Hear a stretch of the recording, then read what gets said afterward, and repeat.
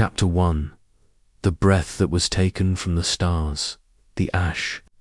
Gardens of Praith, a name spoken without sound, the circle of withering flame. There was a time before memory, before history carved its stories into stone, when the skies over Praith still glowed silver blue and the stars whispered in warmth. But now the stars have fallen silent, and their breath no longer stirs the ashes that coat the planet's forgotten surface. The gardens, if one could still call them that, are nothing but veils of black dust, growing nothing, singing nothing. They lie still beneath a sunless sky, rows upon rows of scorched earth, once used for ritual, prayer, and preparation. These are the ash gardens of Praith, tended no longer by hands of flesh, but by the cold winds of a dead world. Long ago, it is said, Praith was not a place of ruin. It was a temple world, a sanctuary among the outer stars, where the Force was studied in silence and reverence.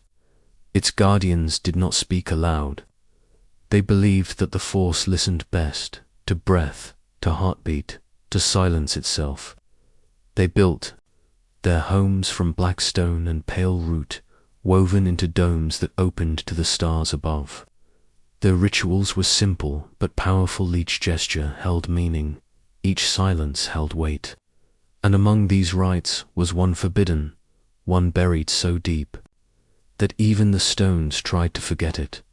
The circle of withering flame. No records remain of what the circle truly was. Only shadows of its consequence remain, etched faintly into the ash-laden wind. It was performed only once, deep beneath the moonlight chambers of Praith, in a ring of crystal fire so cold it burned the soul.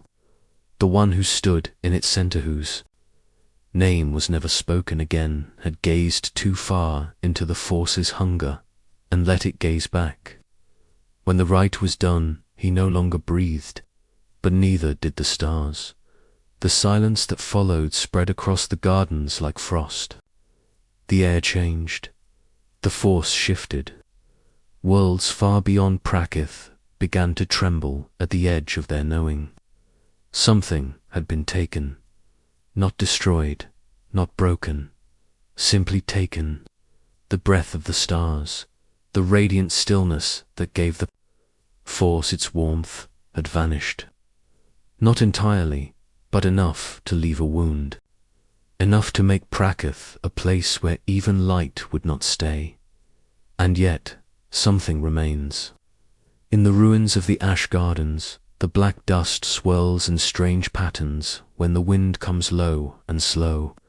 Wanderers, though rare, have reported hearing a faint sound beneath the dust, like breath being drawn inward but never released. They say the center of the garden is colder than death, and in that frost is a whisper with no voice, a name spoken without sound, a name the Force itself tries not to remember. Legends speak of a stone altar at the garden's heart, ringed by glass that never melts, marked with symbols that shimmer only under starlight. No one has translated them. No one remembers how the stones seem to weep under the moon, though none know why. Some say the name still echoes there, trapped between this world and another, waiting to be called. Others believe that to speak it aloud would be to finish what the circle began.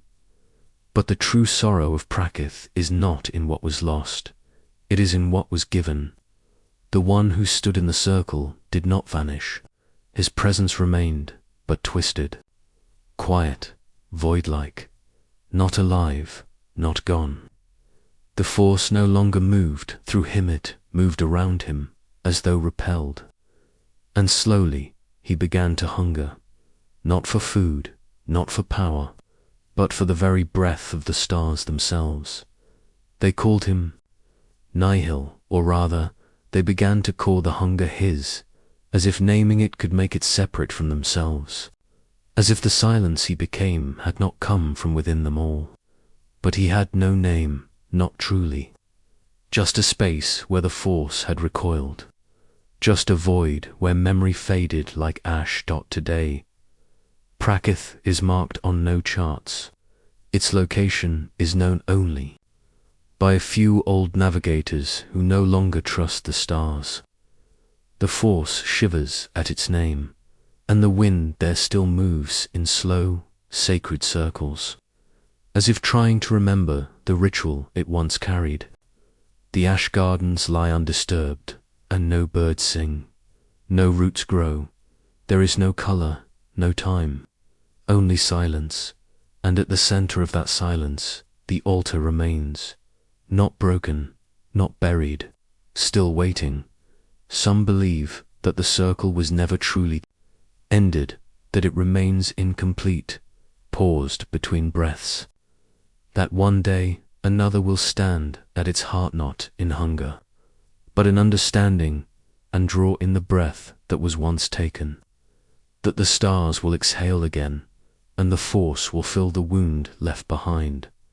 But for now, the dust dances, the silence speaks, and the breath of the stars remains far, far away. Chapter 2. When the temple doors would not close, the sorrow of the white-eyed priests. A song that outlived the flesh, the stones that remember the silence. There is a place where the doors of the temple never shut. They remain open, gaping, unmoving, ageless no matter the wind, no matter the rain, no matter how many years pass in quiet ruin. This place, veiled in mist and memory, rests on the high cliffs of a forgotten world called Vaharan, where the mountains rise like broken teeth through blankets of cloud, and the only sound is the slow breath of the sea far below. Here, between sky and stone, stands a temple older than language, and within it a sorrow older still. They say the temple was once home to the white-eyed priests, not warriors, not rulers, but keepers of a kind of listening priests who watched the force, not through sight, but through sound. Their eyes turned pale from ritual fasting, from gazing inward instead of out. They believed that all things left echoes, a word, a death, a falling star. Each ripple, each whisper was stored in the stone around them. The walls of the temple, shaped from moon rock and memory, became a vessel for their hearing. At the peak of their order, they gathered each dusk in a high hall of stone arches, where no roof shielded the sky. There they sang the song of listening, not to be heard by others, but to hear what the galaxy had forgotten to speak. It was said their song could draw memories from rock, summon truths from dreams, even calm the hunger of dying suns. But one evening, as the clouds churned black above, a voice answered them, not in melody, not in kindness, but in echo. It was a sound not of the force, but beside it, a sound made of absence, hollow and still. The priests fell silent. The song faltered. One by one, they turned their faces skyward, white eyes wide in awe or fear. What they heard, no one knows.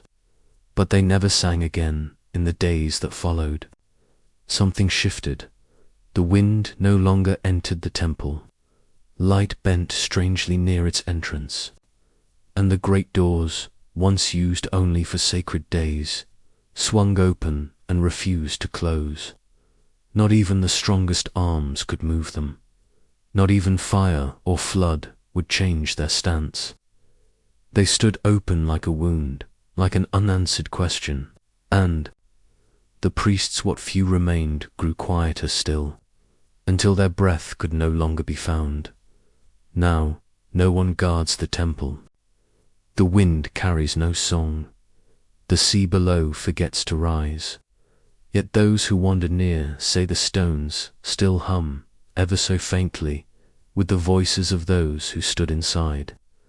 They say if you press your ear to the archways, you'll hear something waiting. Not speech, not even music. Just the memory of listening, and deeper still, in the central chamber where the high stones form a circle open to the stars, there remains a bowl of water that never ripples, never dries, once used by the priests to glimpse forgotten moments. It now reflects nothing, not sky, not face, only depth, unmeasured and dark. Some believe it holds the last note of the final song, trapped in liquid silence. Others think it is the eye of the echo itself, watching back. There are carvings beneath the water, so faint they vanish when gazed upon directly. Shapes of doorways, spirals, hands pressed against circles. A symbol always repeating, the gate that opens inward. What it means is unknown. Perhaps it was a map. Perhaps it was a warning. Or perhaps it was simply the last thing the white-eyed priests could see. What is known is this: the temple has not aged.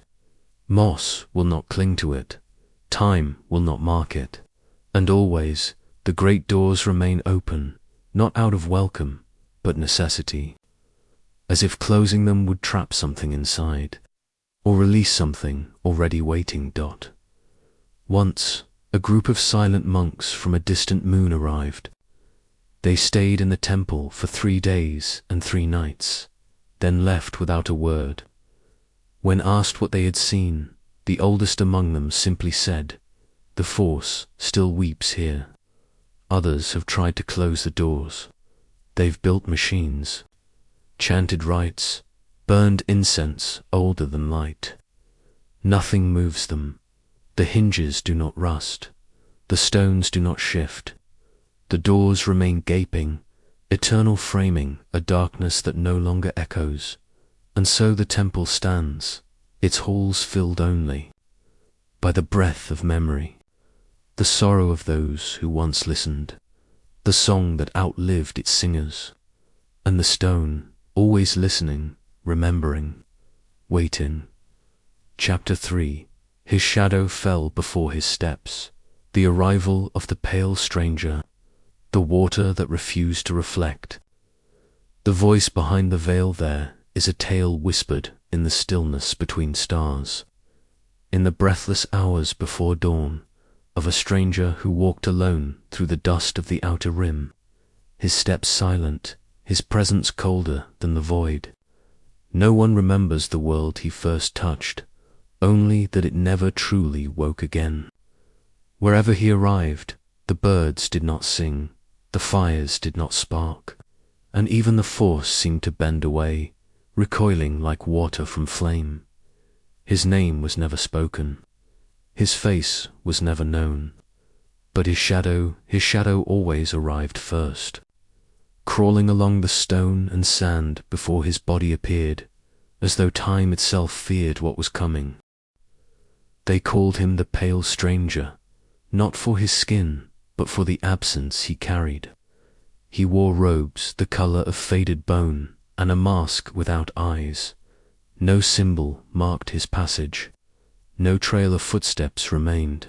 And yet all who saw him spoke of the same sensation, that something had looked through them, quietly and without pity, and left them emptier than before. Some wept. Others forgot why they had wept. And a few simply stood still, long after he had gone, as if waiting to become echoes themselves. His arrival was always sudden. No ship, no sound.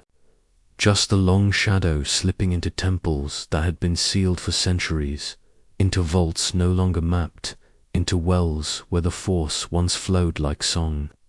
He never knocked, he never asked. Doors opened, not by will, but by surrender, as though they too were drawn into his stillness. There was one world, its name now erased, where the stranger came to a well of black water, hidden deep beneath a canopy of glass leaves and whispering roots. The monks who tended the grove were ancient, near silent, their lives spent in reflection. They watched him descend the steps without speaking, watched as he stood before the pool and waited. The water, once known to show visions of what was to come, refused to reflect him. Not because he cast no image, but because the water itself seemed to retreat, curling away from his form like a dream, trying to forget itself. He stood there for hours, unmoving, breathless, as if listening to something beneath the silence. And then a sound, not from him, but from the pool, a whisper barely heard. It spoke not in words, but in knowing. Those who were near described it as a voice wrapped in veils like hearing, memory itself exhale. None understood it, none remembered it clearly, but from that moment on, the monks stopped tending the grove. They sealed the path with stone and left their robes behind, walking barefoot into the forests, never to return. Elsewhere, rumors bloomed like frost. A temple collapsed after he entered. A moon dimmed after he passed. A young seer, gifted with the sight, gazed at him once and fell into silence, her eyes turning white as milk. She drew a symbol again and again into the sand, a circle surrounded by 4 shadows, each longer than the last. When asked what it meant, she said only, "He's," listening from behind the veil. What veil? They asked. The veil between what? But she never spoke again. Some believed the pale stranger was not alive, not truly, that he was what remains when the force is denied a place to dwell. Not darkness, not light, but something beneath them both, a breath that was never taken, voice that was never born. Others claim he was once a Jedi, long ago, who saw too deeply into the Force's sorrow and could not return. That he tore out his own name, sealed it in a crystal, and wandered until even time forgot him. That he walks still, searching for that name, hoping never to find it. And yet others believe he is the name, that his very being is the word the Force dare not speak, the answer to a question never meant to be asked. No holocron holds his truth. No archive records his path. But in old temples, especially those long abandoned, his shape is sometimes carved into the walls. Not detailed, not whole. Just the curve of a shoulder, a mask without eyes, a shadow that touches the floor before the figure arrives. These carvings are always unmarked, unfinished, as though the artist could not bear to complete the thought to this day. There are temples that tremble with his passing, wells that refuse to reflect. And when the wind falls still, when the force grows quiet and heavy, some say you can feel him nearby, not as a man, but as a presence behind the veil, listening, waiting, and always walking forward. Chapter 4. The planet that dreamed it was empty. The dust of a forgotten throne, they who fed upon echoes, the ritual of absence and hunger there, is a world so silent that even the stars seem to forget it exists. No name is spoken for it, only the shape of a breath left unfinished.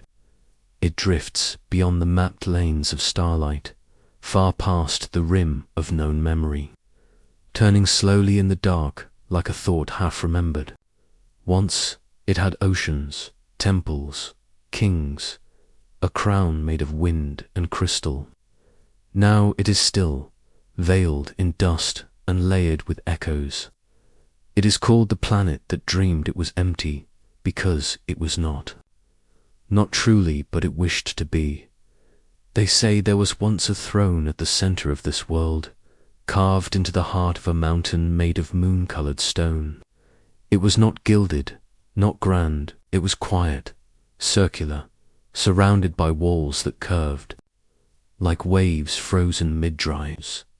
The ruler who sat upon it was not a tyrant, nor a savior, but a witness. She held no weapon, wore no crown. She simply listened to the force as it moved beneath the skin of the world. It spoke in pulses, in patterns, in soft shifts of gravity and breath. The throne amplified, it let her feel the wounds and hopes of the planet itself. She did not speak back, she only listened, and the world, feeling heard, remained whole.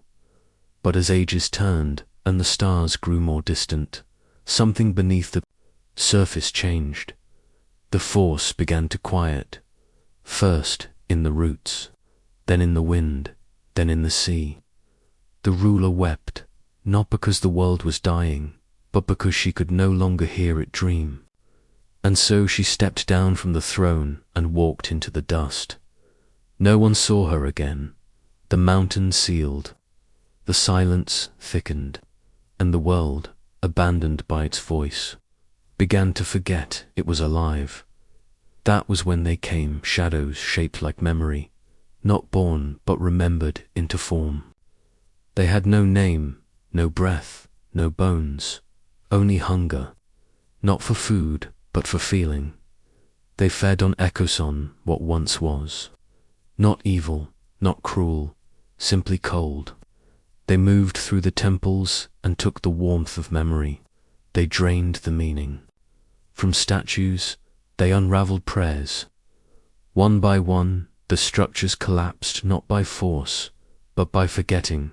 They left behind no bodies, only shapes in the dust, where people had once stood still, trying to remember something they had never known. Their hunger was not chaos, it was pattern, ritual, at the edge of every ruined city. They carved circles into the earth, perfect and silent, filled with symbols that meant only absence. The ritual of absence and hunger, they called it. In the few scraps that survive, a way to dissolve what once was, gently, completely, until only shape remained, until the world could finally believe it was empty. And yet the force did not leave. It simply slept, curled inward, deep within the stone, like a heartbeat gone shallow.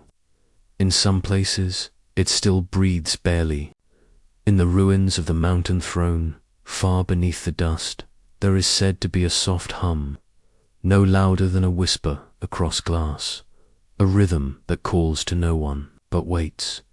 Wanderers who have stumbled upon the world always, by accident, never. By design report strange sensations. One heard her own voice calling to her from underground. Another felt a warmth in his chest, like someone holding a memory he had not lived. One wept without knowing why.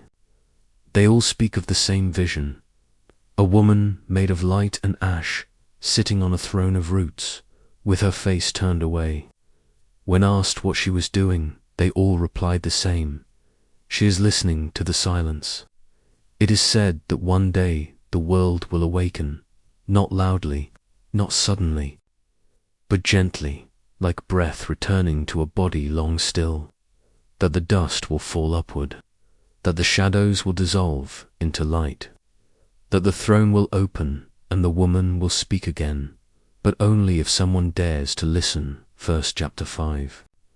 Where the stars refuse to burn the shroud of the ninth eclipse, a hunger without mouth, the temple beneath the bones in the oldest nights of the galaxy, before maps, before fire, before even the Jedi knew their name, there was a region of space hidden beneath the shroud of the ninth eclipse. No light passed through it, no stars ignited within it. It was not dark, it was without light, untouched by flame, unshaped by time.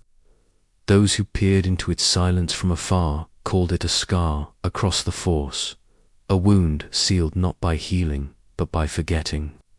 It was a place where the stars refused to burn, and within that endless shadow, circling a dead star whose fire never came, was a world built of bone. No one knows what species the bones belonged. If they belonged to anything living at all. Towering arches of spine, rib cages the size of valleys, wings with no origin. The temple beneath the bones was not carved or built, but formed by folding reality around silence. Its corridors twisted gently, like a memory being unraveled. There were no walls, only curves, no doors, only thresholds. It was said the temple had no true center, but only a hunger that pulled the unwary inward, slow and soft, like breath slipping into sleep. The few who dared enter ancient seekers, exiled. Prophets, wanderers who had nothing left to lose, spoke not of what they saw, but of what they felt leave them. Emotion, memory, hope taken gently, piece by piece, until they could no longer recall why they had come. Some called it peace, others called it death, but all agreed something in that place was feeding, a hunger without mouth. It was not a creature, not alive, but it moved, not through motion, but through desire. It drank the weight of things. It pressed against the edge of thought.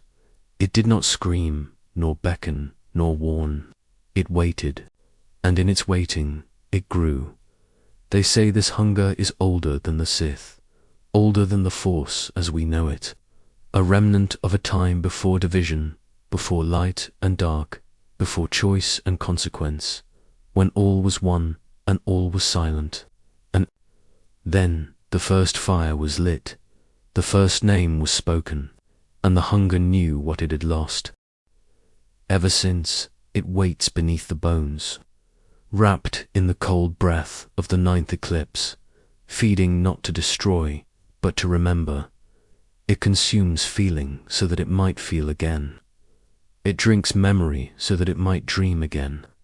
And the Force, sensing this hunger, flows thinly in that place. Cautious, uncertain, still, the temple endures. Still, the bones do not fall. And within one chamber deeper than the rest, unreachable by design, there is said to be a wall that hums when no one speaks. On its surface, a map is etched in ash and light, constantly shifting, as if the galaxy itself is trying to escape. From it, in the center of this map, is no star, only a symbol, a spiral surrounded by 9 eclipses, each with a single line through its heart. Beneath the spiral, one word is carved in a language never spoken. Again, no one knows what it means. Perhaps it is a prophecy, perhaps it is a plea, or perhaps it is the hunger itself, whispering its only wish. The stars still refuse to burn near that place. No ship can pass without flickering. No holomap can hold its coordinates for long. But sometimes, on nights when the Force grows thin and cold, visions rise, a whisper of bone, a weight without shape, and always that spiral, pulling inward. Chapter 6. The last light in Nihil's eye, the glass path through the void, the sleeper. Within the holocron, a question that consumed the answer far beyond the border of known systems, where even the Force thins into silence. There drifts a relic no world claims, an ancient fragment of a shattered station, wrapped in a web of crystal and shadow. It does not orbit, it does not drift. It waits, floating in a sea of lightless stars. It gleams faintly, as though remembering a time when fire still lived in Nihil's eye. The relic is called the glass path, not because it is clear, but because it reflects only what is not there. Its floor is smooth and silver blue, carved from a kind of crystal no longer found in the galaxy, no longer named in any tongue. To walk upon it is to see yourself vanish in pieces first, your feet, then your breath, then your memory, and only your shadow remains, and even that grows thin. It is said this place was built by followers of Nihil, long after his voice had faded from the stars, but long before the galaxy dared to speak his name again. They were not Sith, Not truly, nor were they Jedi. They were something else, those who believed the Force must suffer to be understood. That truth was found not in answers, but in silence. They walked barefoot across the glass path, hoping to vanish. Some did. At the path's end is a chamber without walls, open to the void. It floats gently in orbit around nothing, and in its center rests a holocron, black, cracked, humming with breath it does not take. It is not shaped like the others. It does not pulse. It does not sing. It listens. And inside it sleeps the last fragment of a presence that once hollowed. Whole worlds with nothing but a whisper. The sleeper within the holocron is not alive. It is a sliver of force, suspended between what was and what might still be. A remnant of Nihil's mind, not thought, not memory, but hunger contained within crystal, wrapped in veils of stillness. To open it is to invite a question, not one you ask, but one that asks you. Some say the holocron does not teach, it unravels, it does not offer knowledge, it offers forgetting. One must pour their own presence into it to hear the voice inside. And when the voice comes, it does not speak in words, but in absence. It shows you what the galaxy would be without you. It shows you how small the light truly is, and then it waits to see what you become. Many have opened it, few have closed it. The force around the holocron grows thinner each time, like skin stretched across stone.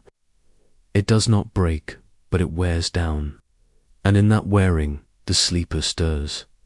There are whispers, always whispers, that one day the sleeper will fully wake, that the last light trapped in Nihil's eye will flare once more, not as fire, but as void, not as death, but as forgetting, that the stars will look away, and the force itself will hesitate, but not yet.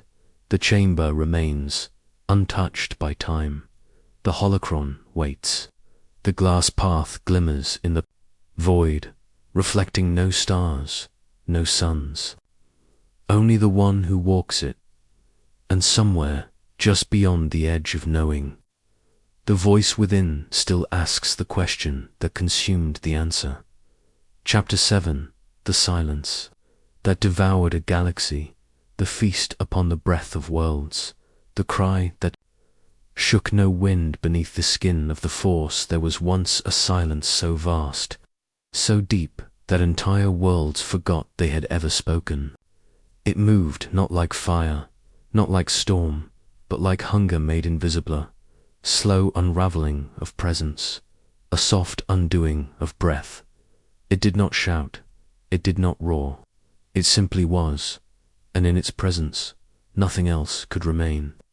This was the silence that devoured a galaxy all at once, not in war or flame, but in moments lost between moments, in prayers left half-whispered, in lives slowly emptied of meaning.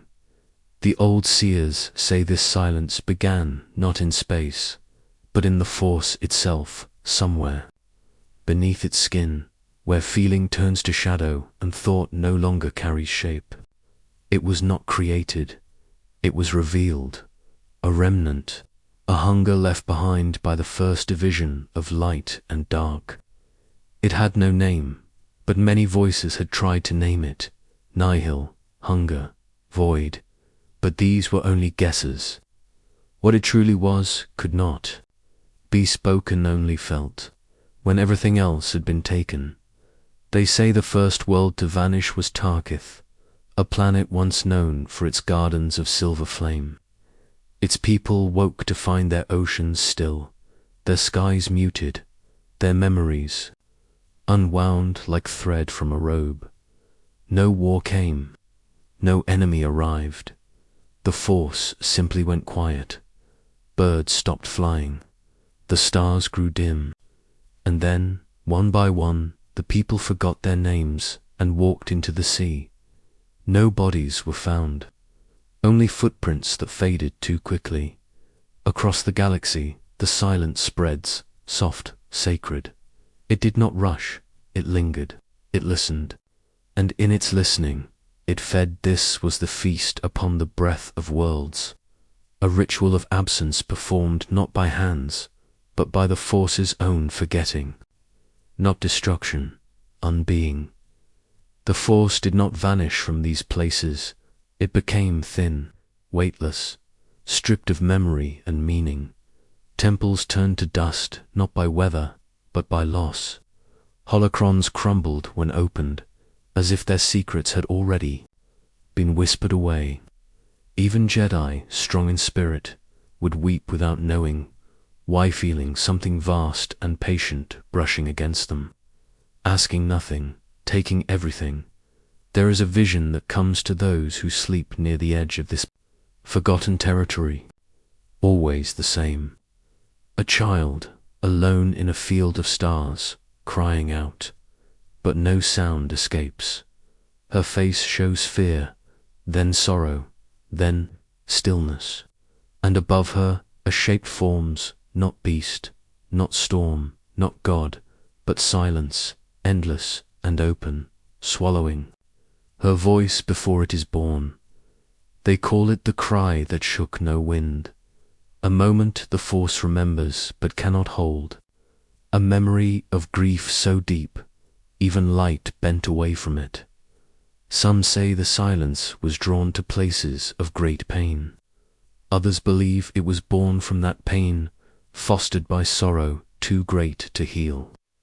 In time, it found temples, ancient places where the Force had once thrived, but it did not destroy them.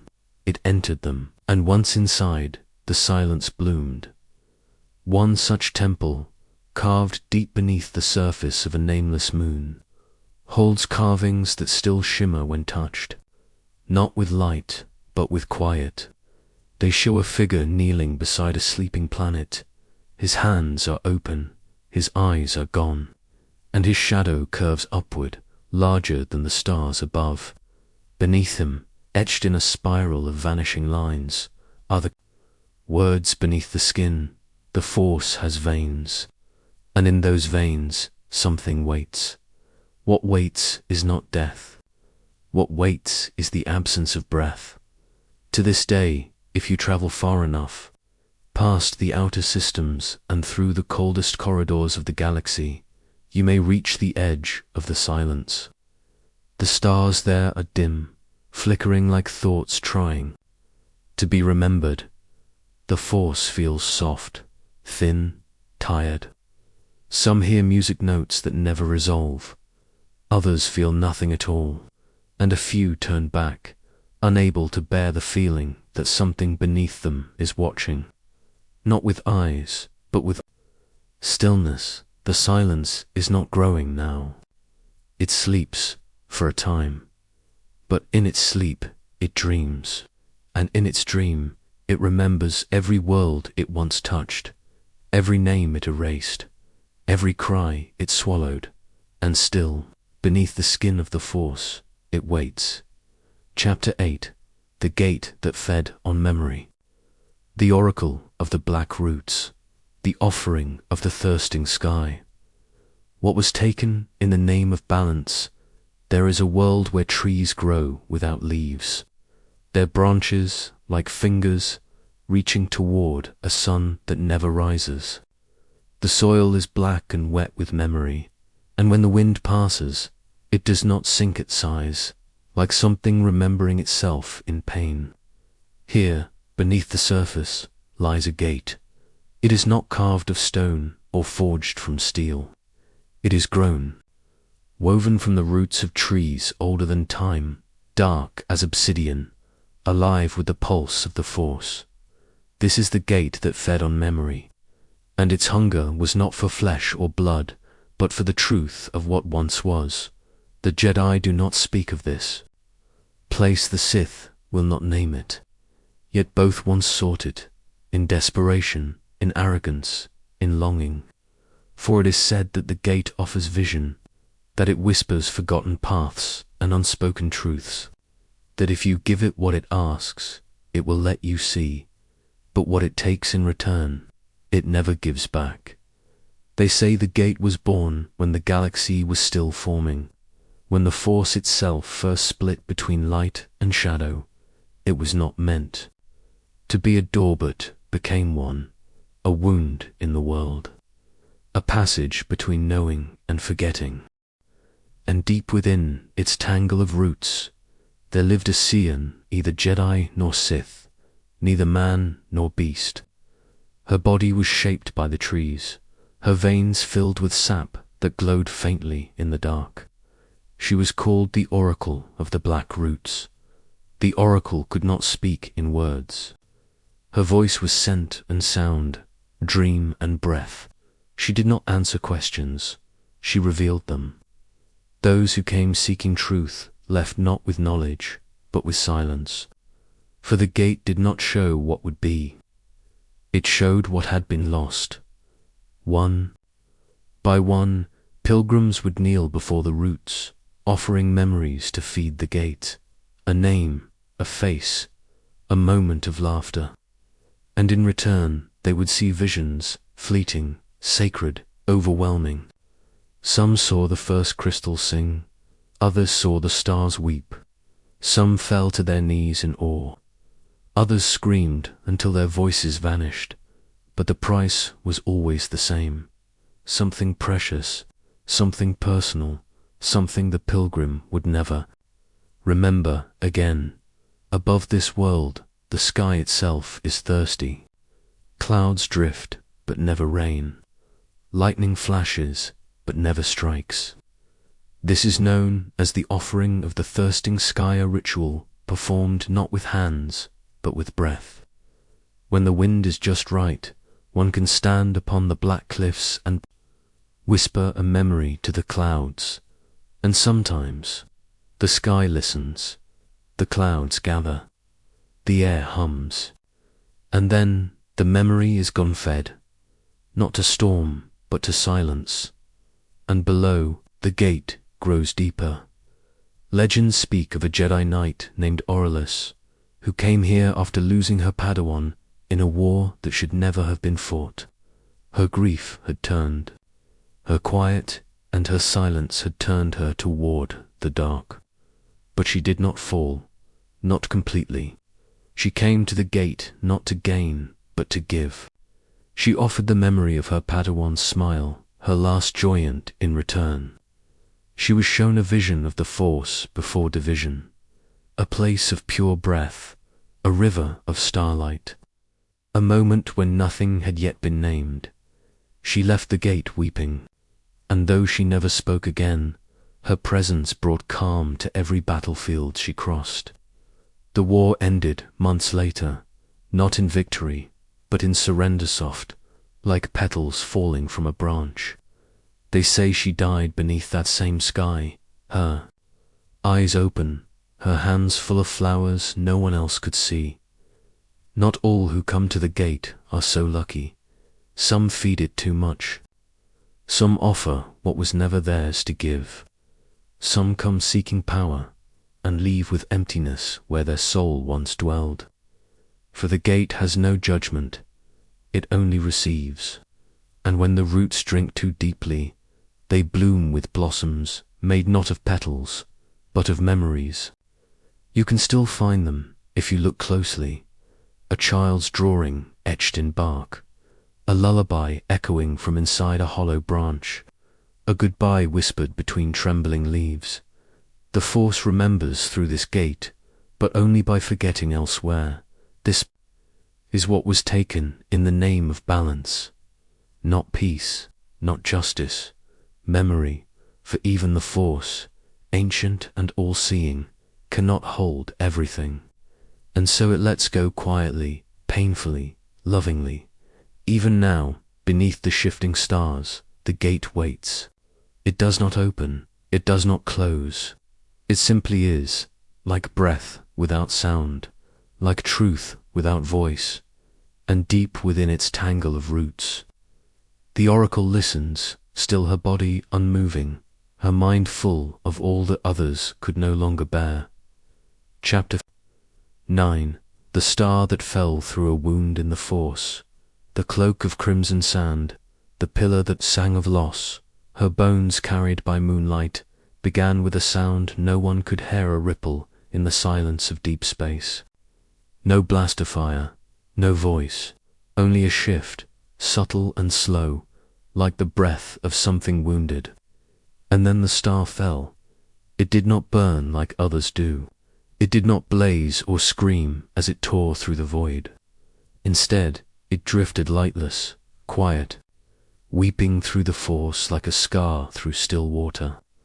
Across dead systems and unspoken borders it passed, until it struck a world that had no name, only a memory carved in sand.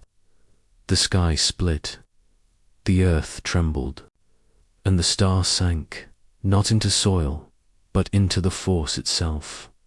There, where the ground turned to glass, a wound remained. Not a crater, not a ruin. A wound open, bleeding energy, humming with forgotten names. From this wound, the cloak of crimson sand was born. Not a garment, but a placeless stretch of desert where time did not move forward, only around. Wind circled endlessly. Footprints vanished before they were made. And always, always, the sky above was red, as if remembering something that had not yet happened.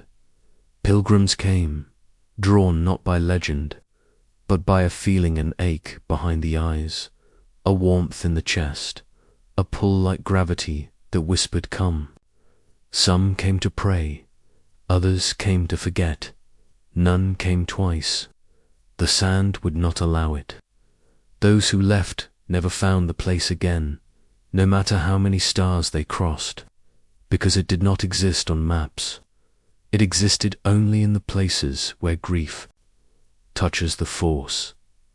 At the center of the cloak stood the pillar that sang of loss, a single stone, smooth and tall, carved not by tools but by tears. It sang only at night, and only to those who had forgotten what they came to mourn. Its voice was not music, but memory, not words, but the ache between them.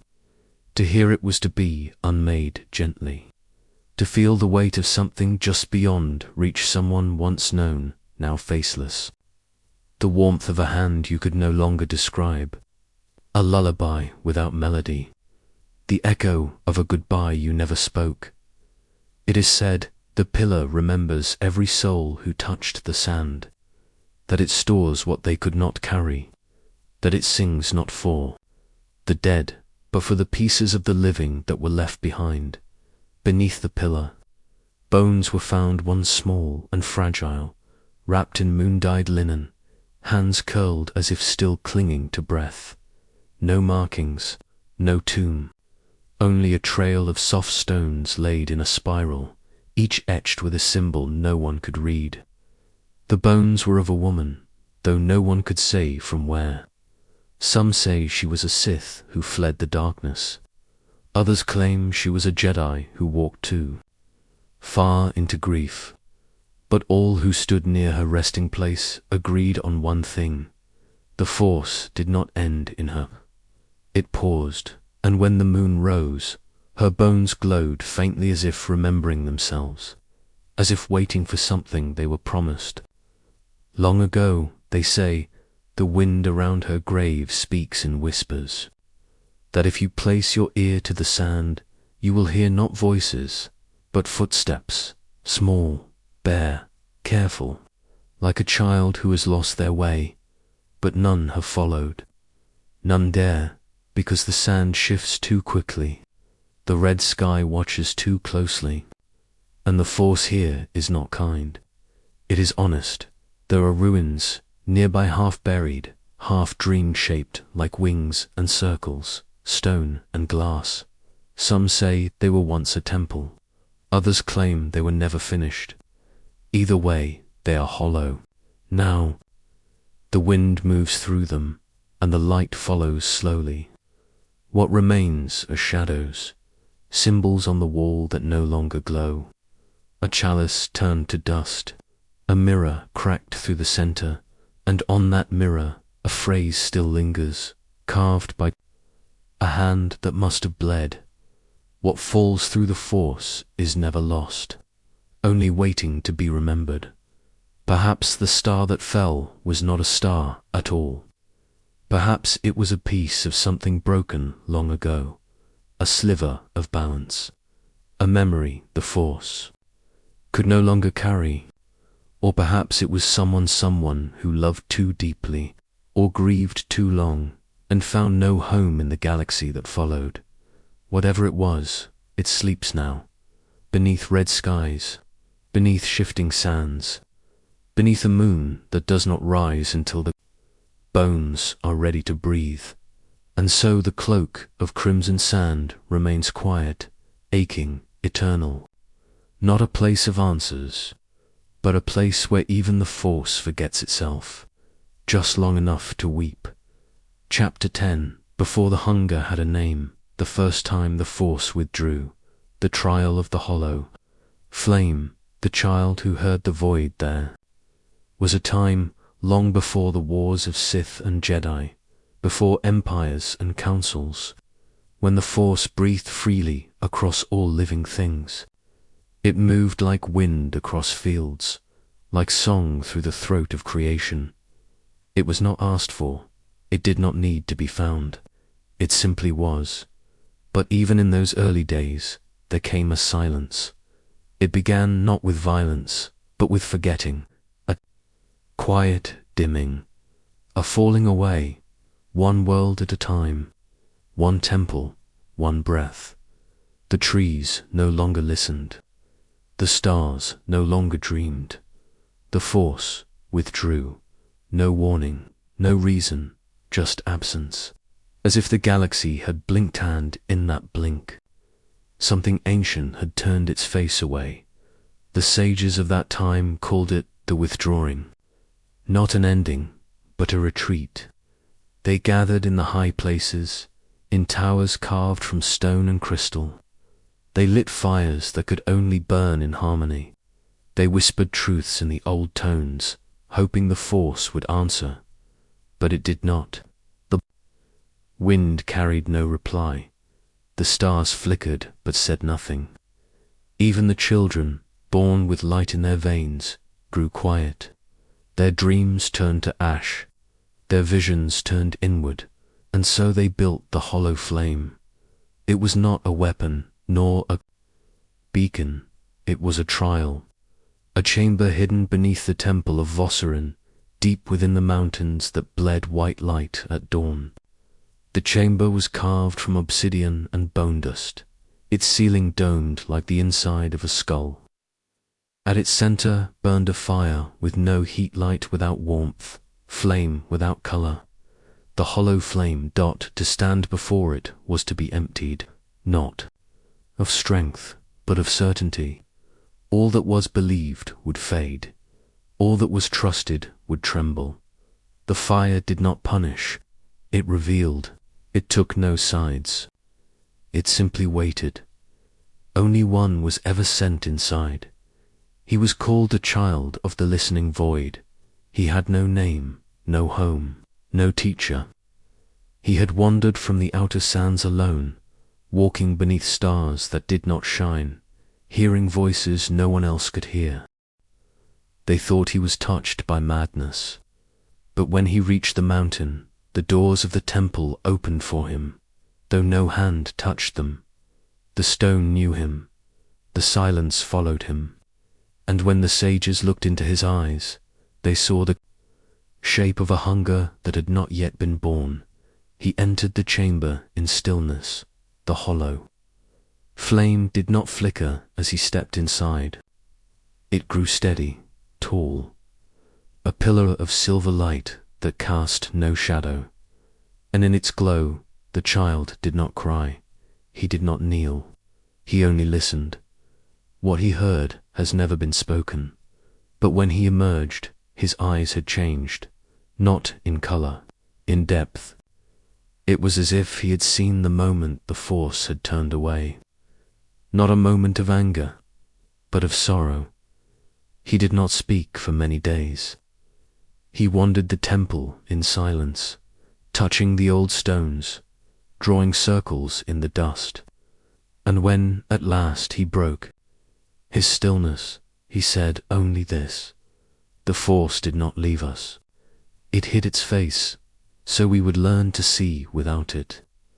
The sages wept at those words, not from pain, but from knowing, for they had tried to summon the Force back with flame and ritual, with pleading and prophecy, but the child had seen a deeper truth, that even the Force must retreat, sometimes, to become whole again. It was after this that the hunger came, not all at once, not like a beast, but like a cold wind through hollow bones. A hunger not for power, but for presence. Across the galaxy, voices began to call, not in faith, but in fear. They begged the Force to return, not to guide them, but to fill the silence they could not bear. And in that desperation, something else answered. It had no shape, no name, only feeling. It fed not on bodies, but on the ache between breaths, on the longing, on the need. And though it whispered like the Force, it moved differently, heavier, slower, like roots through stone. The child felt it first. He stood atop the mountain at dusk and said, "It is not darkness that comes, it is hunger, and it has heard our cries." Some believe that was the first birth of the dark side, not as rage, not as hate, but as absence, as the hunger that rises when the soul is quiet too long, a shadow cast not by evil, but by longing. And so the child who heard the void became the first to name it not aloud, but inwardly. He did not speak the name to others, but he carried it, softly, through the years. And wherever he walked, the Force began to hum again, not as it once did, freely and bright, but carefully, like a flicker behind closed eyes. He was never seen again. Some say he became a guardian of the hollow flame, watching as others sought to learn what he had learned. Others claim he became the first wound in the Force, that he vanished not into history, but into silence itself. But this is all that is known. Before the hunger had a name, a child heard it coming, and when the Force first withdrew, it was not out of anger, it was out of sorrow. And so the chamber beneath Vosserin remains cold, waiting. The hollow flame still burns there, without heat, without color, a reflection of something deeper, something older. Not every silence is empty. Some are sacred, some are still listening. Chapter 11. The day the Jedi forgot how to dream. The keeper of the quiet. Crystal, the lights that would not ignite. A memory carved in sleep. There came a day when even the Jedi, once called dreamwalkers, singers of starlight, guardians of breath, could no longer see the light that lived in sleep. It did not come with fire or blade, nor with any battle. No great enemy rose, no temple fell. The forgetting came softly, like dust over glass, settling in layers so slowly that none knew it had begun. In the deep hours of that day, the Force still whispered, but its voice was faint, buried beneath the noise of thought and duty. The Jedi meditated, but their minds no longer drifted. They trained, but their hearts no longer wandered. They dreamed, but not of stars, nor silence, nor light. They dreamed only of control, and in doing so, they forgot how to dream at all. Long before this forgetting, there had been a crystal clearer than water, softer than moonlight. It had no name, for names are boundaries, and this crystal was meant to be listened to, not possessed. It sang only in sleep, and only to those whose hearts did not reach, but waited. It was kept not in a vault, but in the palm of a quiet Muncan old one, never spoken of in chronicles, whose face no statue bore. she was known only as the Keeper. Of the quiet crystal, her temple was not made of stone or towers. It stood beneath the roots of a forest, hidden from sky and time, lit only by the memory of stars. There, the force flowed not in commands or visions, but in dreams. It came like breath in the chest, like a tide through the bones. And in that place, the Jedi who came seeking answers would lie in stillness beside the Keeper, not to be taught, but to be emptied, to remember the sleep that held all beginnings. But as the years turned and the wars rose, fewer came. The paths to the dreaming places grew overgrown, the stars grew louder, and the Jedi once shaped by song and sleep forgot the way to her. Forest, even the council stopped speaking her name. She faded like mist at sunrise. Still she waited. Still she held the crystal. Still she listened. Then one day a young knight, barely more than a learner, stumbled into the forest, guided, not by stars or maps, but by a silence he could not escape. He had fought in wars he did not understand, had taken lives he could not unsee. And though he walked with the force in his veins, he felt only the ache of something missing, something sacred he had never known but still longed for. He found her without knowing he had arrived. The forest opened not with movement, but with memory. The trees did not speak, but they watched. The air shimmered with breath, not sound. And when he reached the temple beneath the roots, he felt as if he had returned to a place he had never seen. The Keeper said no words. She only placed the crystal in his hand, and for the first time in years, he slept without fear. In his sleep, the Force moved, not as visions, not as commands, but as shapes made of silence, woven from starlight. He dreamed of a lake without a bottom, a wind made of names that had never been spoken, a child floating through void, cradled in the hand of something vast and unseen. He wept in sleep, and the crystal wept with him. When he awoke, the crystal no longer sang. Its light had dimmed, its breath had passed, and the Keeper too was gone. In her place remained only a circle of stone, carved with symbols none could read. But those who have stood in that forest say the stones hum if you close your eyes, that if you sleep beneath them, you dream of voices long forgotten, that somewhere in those dreams, the Keeper still listens. He carried the crystal back to the Jedi Temple, but when he placed it in the hands of the archivists, it did not glow. When the younglings touched it, it did not whisper. When the masters meditated before it, they felt only glass. They placed it in a vault. They called it dead. But the knight knew better. He returned to the forest, though he could never find it again. He wandered the stars in silence, searching not for battles, but for places where the Force still dreamed. He wrote no teachings, built no schools, only listened. And in time, others followed. Not many, just enough.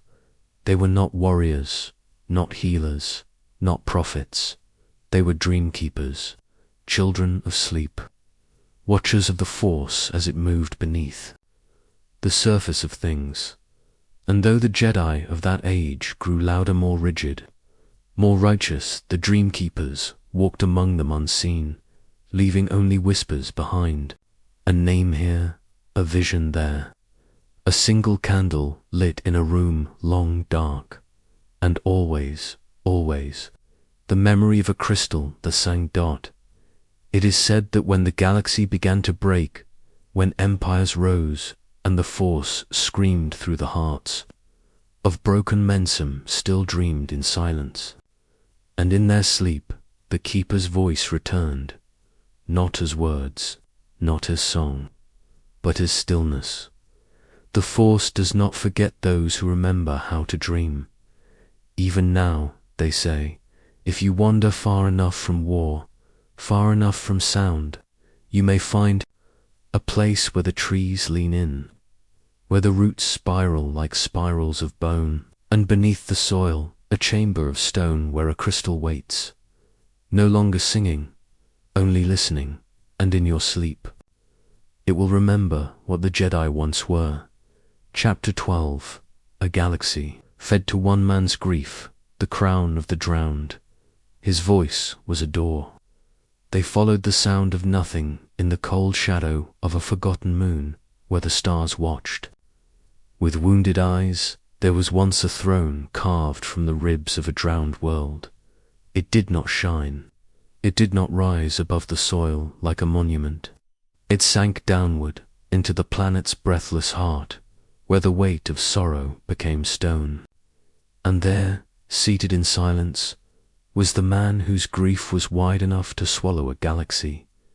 He had no armies then, no followers, no name carved into legend, only a voice, and that voice was a door.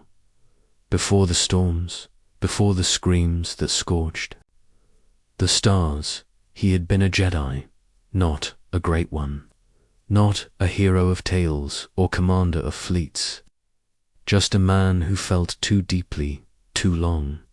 He wept for planets he had never seen. He mourned for lives he had not touched. He carried the grief of others, like a lantern inside him, never dimming, never letting go. His masters called it empathy. But they warned him the weight must be released, or it will become a shadow. But he did not release it.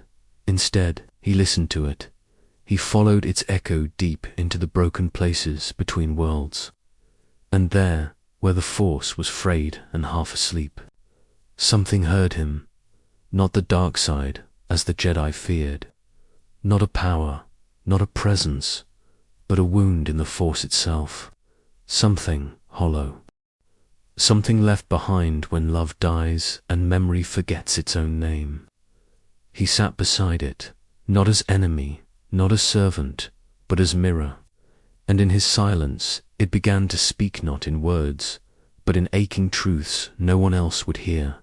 What he learned, he never repeated, but when he returned, his voice had changed. It was slow, soft, and low, like stone cracking beneath water.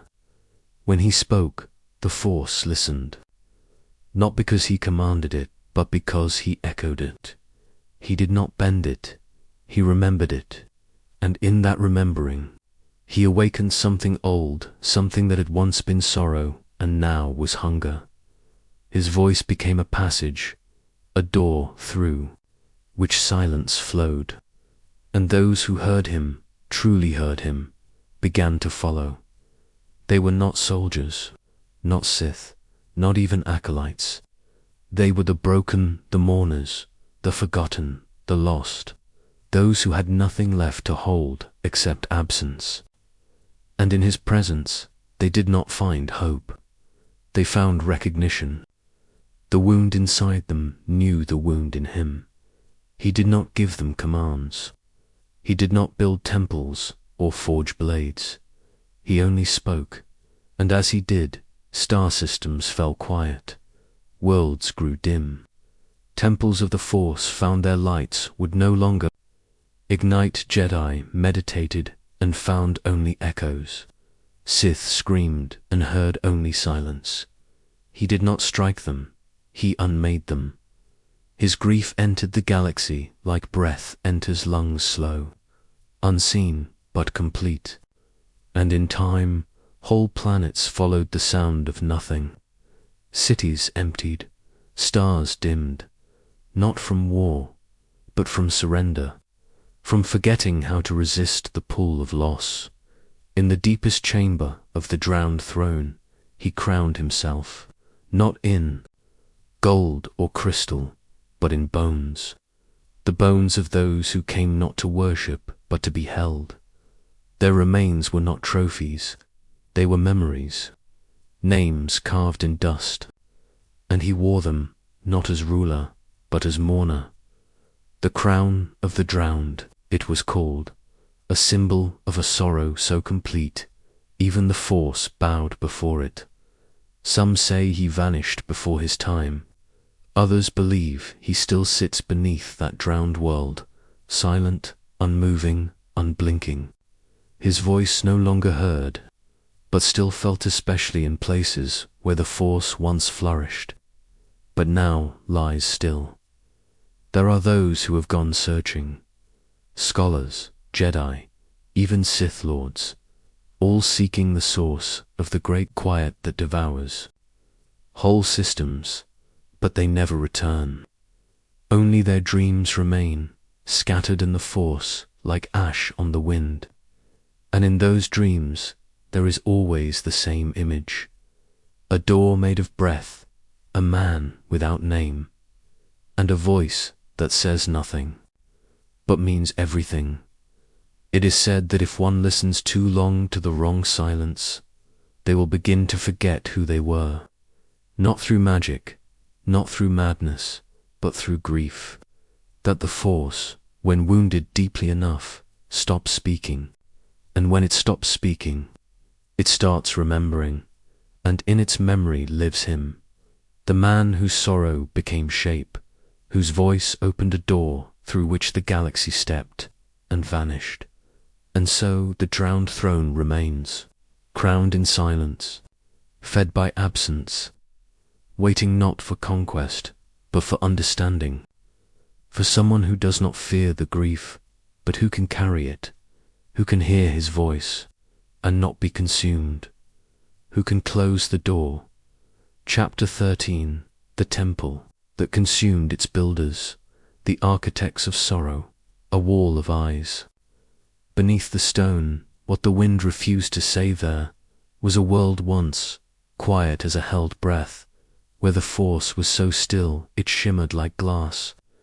It was neither light nor dark, but something older, something raw, wide as the stars and cold as sleep.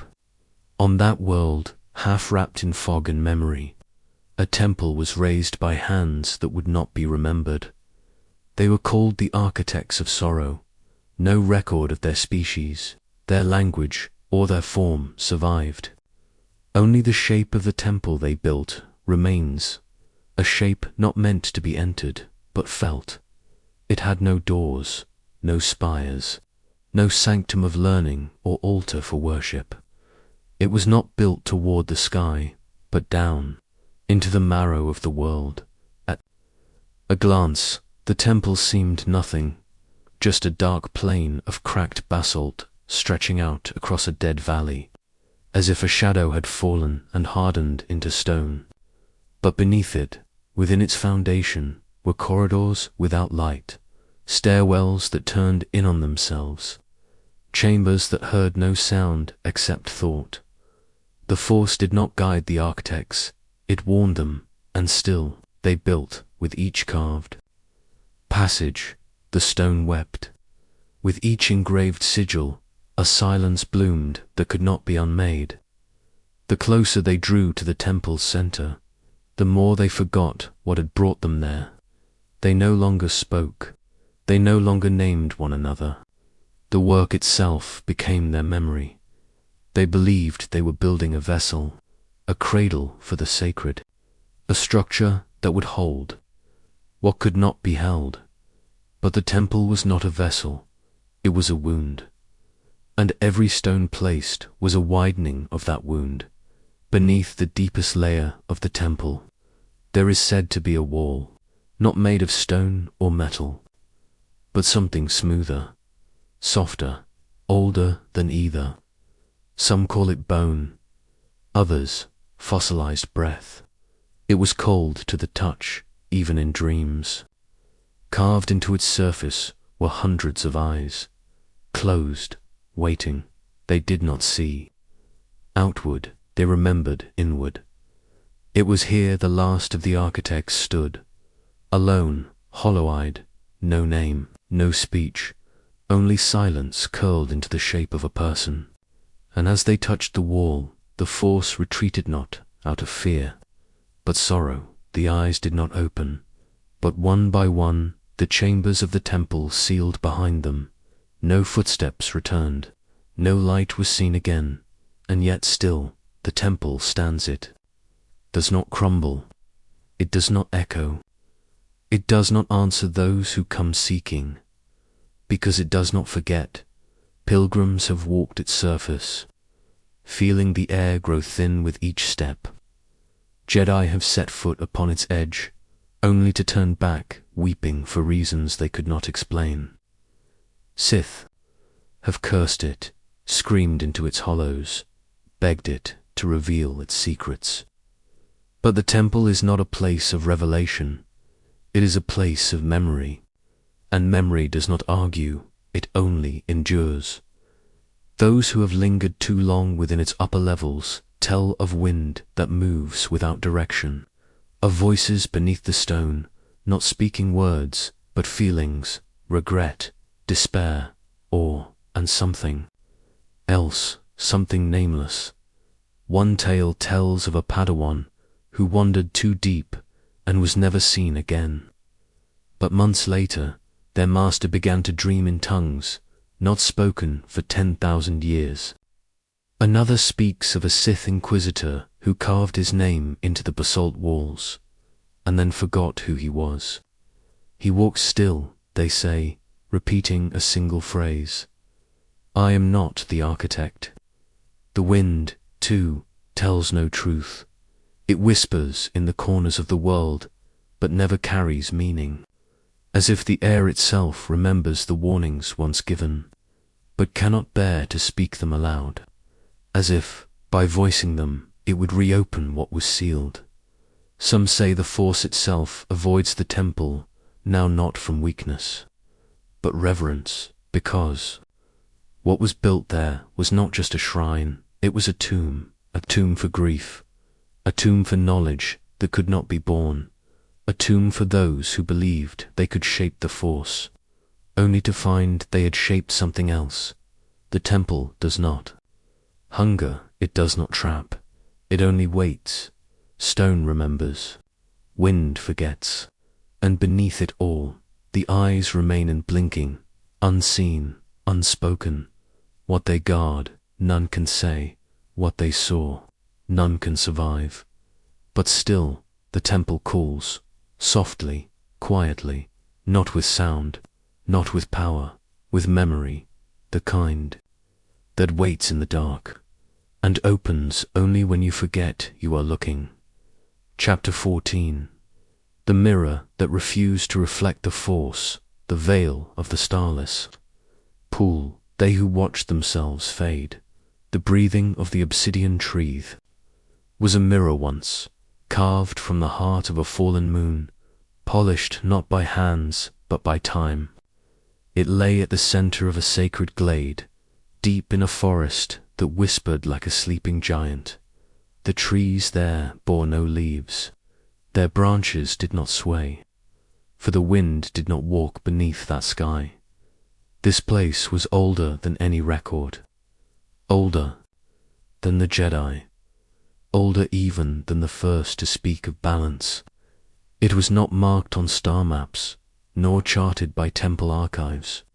It was a place found only in dreams, or in the silence between dreams, and at its heart the mirror rested. It was not held by frame or altar. It was set within a pool of water so still it had not rippled in 1,000 years. Some called it the starless pool, for when night passed, overhead no stars could be seen in its surface, only shadow, only silence. They say the mirror did not reflect light, it reflected only truth, but not truth as one might speak it aloud, truth as the Force knows it beneath time. Beyond thought, many came to kneel beside the pool, Jedi seeking visions, Sith hunting prophecy, wanderers, monks, outcasts. The mirror showed each of them something different, and yet always the same. It showed them a version of themselves they could not recognize, a version with no name, no past, no power, only feeling, only ache, and when they reached out to touch the surface, the pool would breathe. Just once, a single breath, as if exhaling the memory of what they could have been. Then the image would vanish. Some wept, some ran, a few remained, unable to leave. For what they had seen was not merely a reflection. It was a forgetting, a release, a wound reopened, not with violence, but gentleness. And wounds, when touched too softly, do not heal, they deepen. There was a time, long ago, when an order of seers built a circle around the mirror. They were not Jedi, they held no weapons, they spoke little and wrote even less. They watched day and night, hoping the Force would one day reveal the mirror's origin.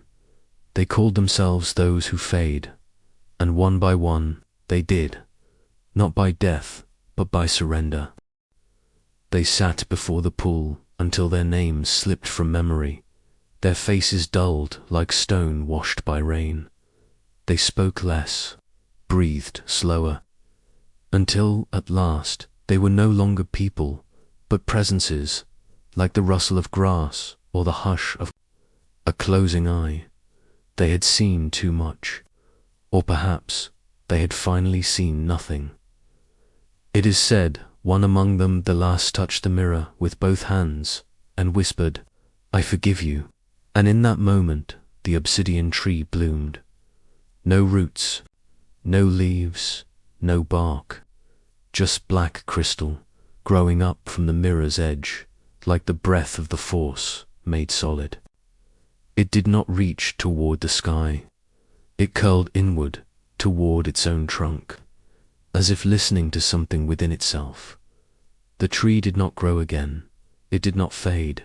It only breathed, softly, slowly, once every century, a sound like the turning of a page beneath water. Jedi who have stood beneath its branches speak of dreams they could not explain, of seeing faces they never knew but missed, of hearing lullabies in languages not spoken since the stars were born. Some said the tree was the Force, dreaming of itself. Others whispered it was something the Force chose to forget. And still the mirror waits, not to be used, not to be known, but to be witnessed. For there is power in reflection, but there is also danger. To gaze too long at what the Force will not show is to become what the Force cannot hold. And those who vanish into the mirror leave no trace, no echo, no ripple, only the quiet, breathing shadow of what they once were. The forest sleeps on, the wind does not return, and the pool remains still, still enough to remember what even the Force has let slip. Chapter 15. The Oracle.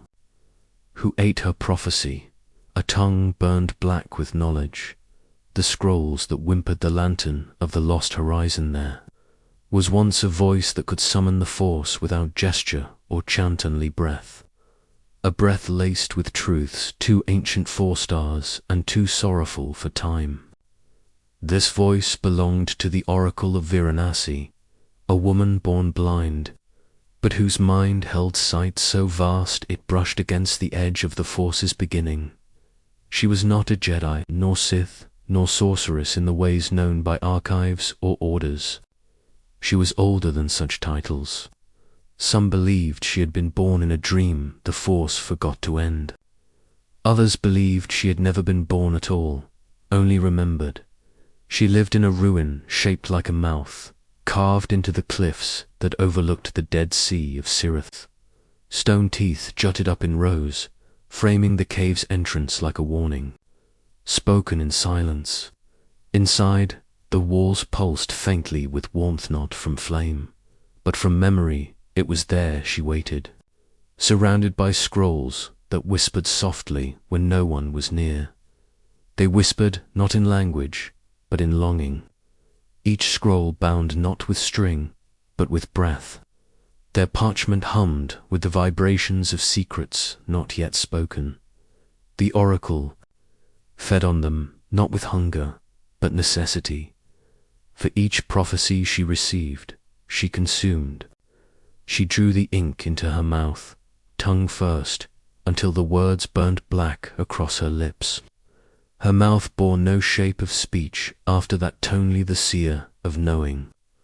Only the shape of endings. To speak a prophecy aloud was, in her belief, to spoil it, to make it mortal. So instead, she devoured them, carrying them in silence within her body, her blood, her breath. There, the visions would ferment, growing wild, taking shape not as futures but as echoes that circled the edge of possibility. Many came seeking her wisdom, Jedi Knights whose minds were tangled in visions, Sith Lords wishing to outpace fate, even children, some barely strong in the Force. Led by dreams to the mouth of the ruin, she would meet them at the edge of the darkness, wrapped in a robe of thorns, her head bowed, her mouth sewn shut with threads of starlight. And when she spoke it was never in words. It was in feeling. One would hear weeping, though no tears fell. Another would see their own shadow step backward, frightened. Some heard only their mother's voice. Though their mothers were long dead, none received what they wanted. All received what they needed, and each left with a piece of themselves. Missing, not stolen, given for. The oracle took nothing. She simply reflected us. Only one who has eaten truth can reflect. In her final days, the sea beneath her ruin turned to glass. The wind stopped visiting. Even the stars above held their breath. She opened her mouth once more, not to speak, but to release a final scroll, one that had not been written by hand, but by dream, uncoiled before her feet. Its script glowed like forgotten embers, like the hush before a galaxy dies. No hand dared touch it, no eye dared read, for the scroll was not about the future, it was the future, folded into shape, folded like sleep. The oracle placed the scroll upon her chest, and she lay down for the last time beneath the lantern of the lost horizon, floating flame that never burned, only glowed, fed by the breath of forgotten names. As her body faded into the Force, her voice did not echo. It did not cry. It sang softly, wordlessly, a song carried not by sound, but by the very air, like the memory of being held. And in the silence that followed, the ruin did not collapse. The scroll did not burn. They waited. Still they wait, for the one who does not seek answers, but understanding, for the one whose breath will not consume, but carry dot, and the lantern still floats, just above the mouth of the cave, gently swaying, as though rocked by a lullaby long since ended. Chapter 16. The Choir of the Force Wounded. Ashes on the steps of Galdra, the ritual of fractured voices, the night the Force wept backward long ago, before the stars held names, before light and dark wore their cloaks of war. There was a temple carved from the bones of a sleeping moon. It lay deep within the black canyons of Galdra, where no sun ever rose and no wind dared to wander. The temple had no doors, only steps, steps made from ashdot. These were not ashes of wood, nor stone, nor sand, but ashes of those who had sung too close to the edge of the Force and broken. Their voices lingered, though their bodies had vanished. They became a choir, not of sound, but of sorrow, a music that could not be heard by ears, only by memory. The temple itself pulsed with it, like the last heartbeat of something once sacred. It was said that Galdra had once been a sanctuary, a place for those wounded by the Force, their flesh, but their spirit, Jedi who had fallen too far into visions, Sith who had glimpsed the void behind their rage. wanderers who touched truths too vast and returned shaking. Here they were, welcomed, not to be healed, but to become. They stood in a great circle, veiled in soft robes, heads bowed, eyes closed.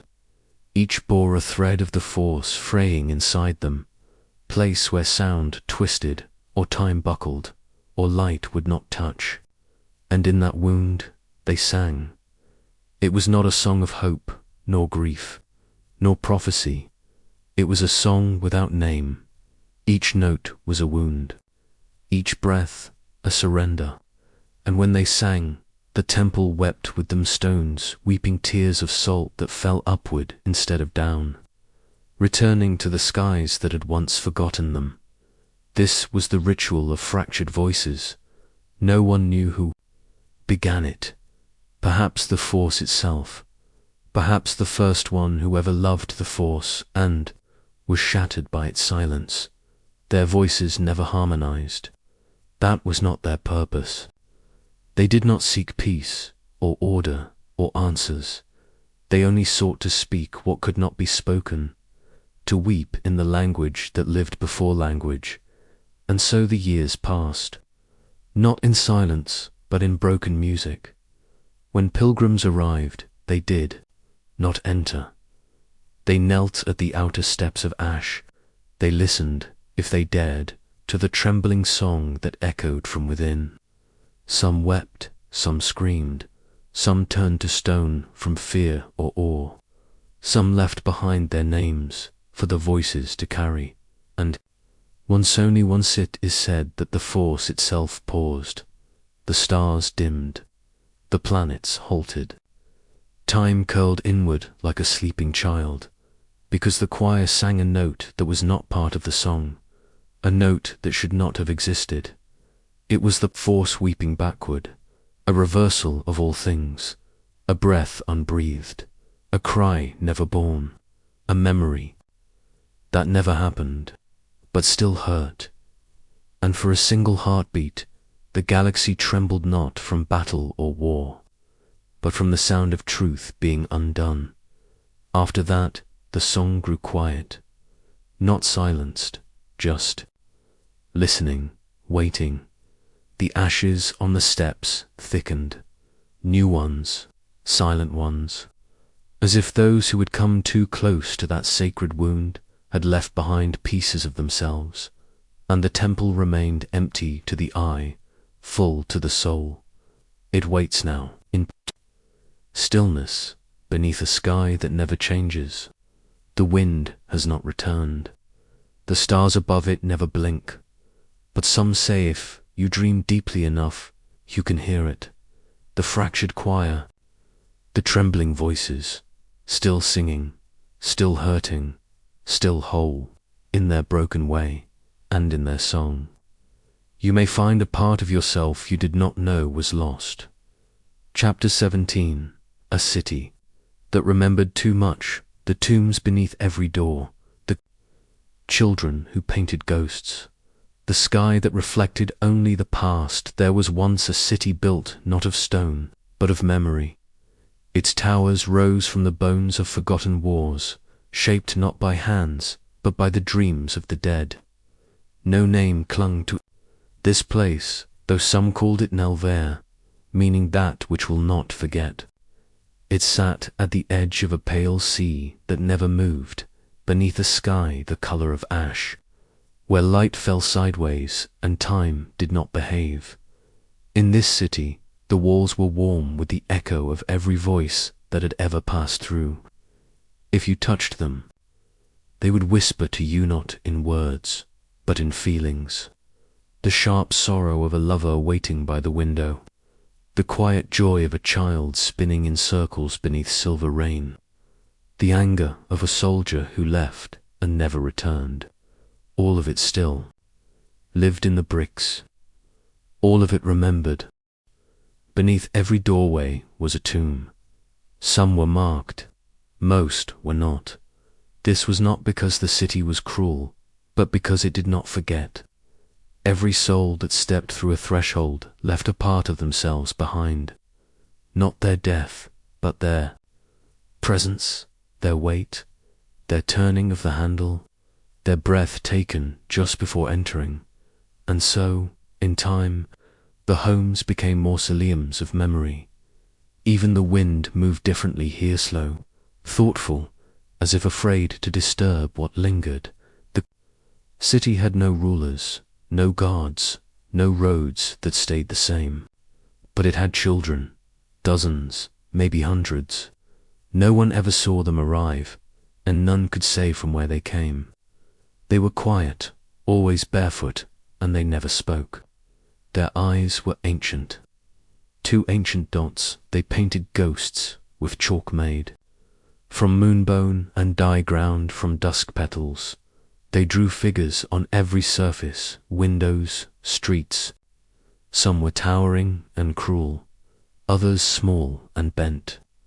Some had no faces, some had too many.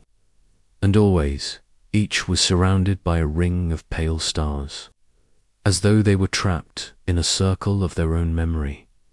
The children never explained, but if you stayed long enough, if you dared to watch, you would see that some of these ghosts would move when no one was looking. Not walking, just shifting.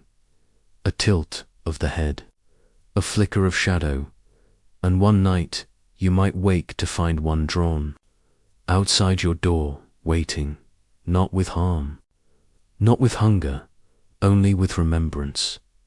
The city was not haunted in the way of cursed places. It was full rather than broken, too full, as if no moment had ever been allowed to pass, as if every touch, every glance, every whisper had been sealed into the bones of the place. It became a weight, beautiful but heavy. Visitors came and went, always fewer each year. Some forgot why they arrived. Others left part of themselves behind, a name, a memory, a scent that followed them into sleep. And some stayed, not willingly. They became part of the city's breath. Faces in windows, echoes in fountains, smiles caught in the shimmer of glass. One legend speaks of a Jedi who arrived alone, bearing a wound that bled light he had seen. The deaths of too many, heard the scream of planets in collapse. He sought peace, or perhaps forgetting.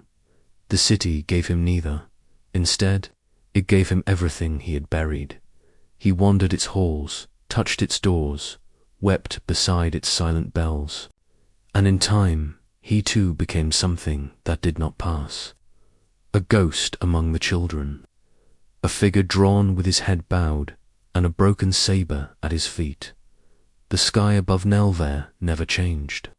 It was not dark, nor light, just still, but it did not reflect the present. Instead, when you looked up, you saw the past, not just yours, but every past. Wars long ended, births long faded, temples no longer standing, stars that had died before your own bloodline began, and if you looked too long, you would forget what moment you lived in now. That was the danger. Not madness, not death, but being unmoored from the present, to feel everything at once, to remember too deeply, to become part of the city that could not let go. Even now, the city waits, no longer on any map, lost to charts and star paths, but not gone. It cannot be gone. It remembers. It remembers you, though you've never been. And one day, when the Force itself wearies of time, when all stories have folded inward, the city will open its gates again, and its children will begin to paint. Chapter 18. His name was the last word of every dying world, the star of endless withering, the black sun above the bones. A prayer left unanswered forever. His name was never spoken in the daylight. It was a name shaped from breath, drawn in sorrow, a name that clung to the end of dying tongues. The last word uttered before the light fled from shattered skies. Planets in collapse whispered it into their broken atmospheres. Jedi in their final moments felt it brush across their fading minds like ash carried by wind. It did not echo, it lingered, and though it was forgotten by scholars and sealed by the temples, it is said that somewhere in the deep dark of the galaxy there is still a place where his name is etched into the stone, not with letters, but with ruin. He was not born with this name. It was given by the Force itself. When the balance broke, the world he once called home has no name either. It was taken from the stars in a time before the Republic, before even the oldest wars. Some say it was beautiful, blue and gold, covered in oceans that shimmered like memory. Others say it was always hollow, always wounded, and the beauty was only an illusion meant to keep it from screaming. But no one alive remembers, because that world is gone now. Not just destroyed, withered. At the center of that withering stood one figure. He did not speak often, but when he did, worlds bent around. The vibration of his voice, not by power, but by finality. His presence did not press against the Force. It rewrote it, like ink spilled over an old page, erasing what had been written and leaving behind silence. Some say he was Sith, but even the Sith feared him. Some say he was Jedi, but the Jedi wept when he walked near. He was called the Star of Endless Withering, wherever he went.